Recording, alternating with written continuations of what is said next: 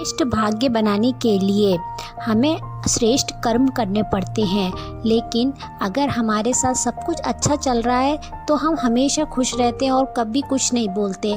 अगर हमारी लाइफ में कुछ थोड़ा ऊपर नीचे हो जाए या कुछ दुख आने लगे तो हम भगवान को या परमात्मा को दोष लगाने लगते हैं कि आपने सारे दुख मेरे ही जीवन में लिख दिए, मेरा इतना खराब भाग्य बनाया है।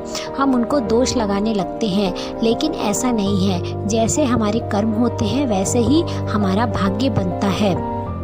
भगवान परमात्मा हर चीज़ से परफेक्ट है, वह प्यार का सागर है, तो वो हमारे भाग्य को क्यों गलत लिखेगा।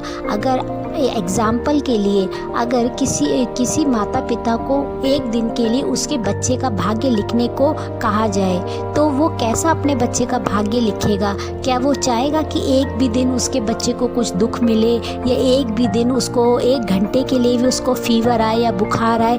कोई माता पिता ऐसा नहीं चाहेगा। चाहे उसके एक बच्चा हो या 2 बच्चे या 4 बच्चे, वो सबका बहुत सुंदर और अच्छा भाग्य लिखेगा कि मेरा बच्चा हमेशा खुश रहे, हमेशा स्वस्थ रहे, उसके साथ कभी कुछ बुरा ना हो। तो ऐसे ही भगवान हम सबके पिता हैं, तो वो हमारे साथ कैसे हमारा गलत और ख़राब भाग्य कैसे बना सकते हैं। भगवान ने सबके लिए सब कुछ एक जैसा अच्छा भाग्य ही सब कुछ अच्छा किया, अच्छा भाग्य बनाए। लेकिन भाग्य जो होता है वो हमारे कर्मों के हिसाब से बनता है। अब हमारा कर्म ही हमारा भाग्य बनाता है। अगर पे ध्यान रखना पड़ता है हमें।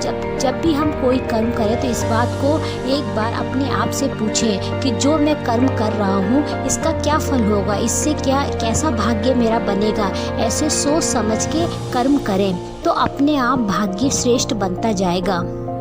हमारे पास्ट के कर्मों का फल हमें प्रेजेंट में भोगना पड़ता है और प्रेजेंट का जो हम कर्म कर रहे हैं उसी से हमारा फ्यूचर बनता है। लेकिन फ्यूचर हमारे हाथ में होता है। अगर हम अच्छे श्रेष्ठ कर्म करते जाएंगे तो फ्यूचर अपने आप फ्यूचर में हमारा अच्छा भाग्य अपने आप बनता जाएगा। एक उदाहरण से और समझते हैं। अगर कोई व्यक्ति शराब पीता है और उसको सब बोल रहे हैं कि आप शराब मत पियो, आपकी तबीयत ख़राब हो जाएगी, आपकी हेल्थ ख़राब हो जाएगी, लेकिन अगर वो नहीं सुनता है और रोज़ पीता जाता है तो थोड़े समय के बाद उसकी लिवर या फिर उसकी किडनी कुछ ख़राब हो जाती है। तो सबको उसके ऊपर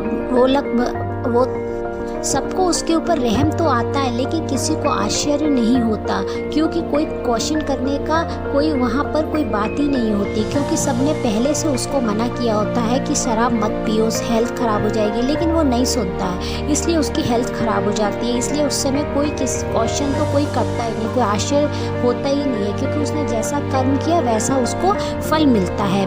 ऐसे ही कोई व्यक्ति बहुत ज़्यादा शराब पी रहा है और उसकी मृत्यु हो गई, वो मर गया, तो उसका प्रभाव नेक्स्ट जन्म में भी होता है। कई बार आपने सुना होगा बच्चा पैदा होते ही उसकी लिवर या किडनी में कुछ इन्फेक्शन है या किडनी खराब है, लिवर में कोई प्रॉब्लम है।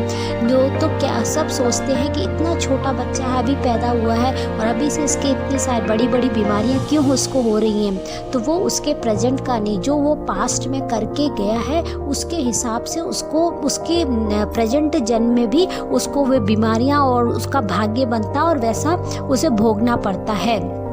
इसीलिए हमें अपने कर्मों का बहुत ध्यान रखना चाहिए। अगर हमारा कर्म अच्छा है तो फ्यूचर और हमारा अच्छा अपने आप बन जाएगा, क्योंकि किसी के मरने से शरीर मरता है, लेकिन आत्मा खाली हाथ नहीं जाती। आत्मा अपने साथ कहते हैं लोग कि खाली हाथ आए थे खाली हाथ जाते। कोई खाली हाथ ना आया है ना खाली हाथ जाता है। सब अपने कर्मों का फल लेके आते हैं और अपने कर्म अपने साथ लेके जाते हैं। जैसा जो कर्म करता है उसको नेक्स्ट जन्म में फिर उसको भोगना पड़ता है, क्योंकि ये जो आत्मा है ये शरीर बदल लेती है, कॉस्ट्यूम चेंज कर लेती है, एड्रेस चेंज हो जाता है, लेकिन आत्मा तो वही रहती है ना, जो नए शरीर में जाती है। जो उसने कर्म किया उसका फल तो उसे नेक्स्ट जन्म में भी मिलता है। कई बार आपने ये भी सुना, हर व्यक्ति का कि कोई भी मनुष्य है उसका कोई ना कोई जन्म से एक अंग कमज़ोर होता है।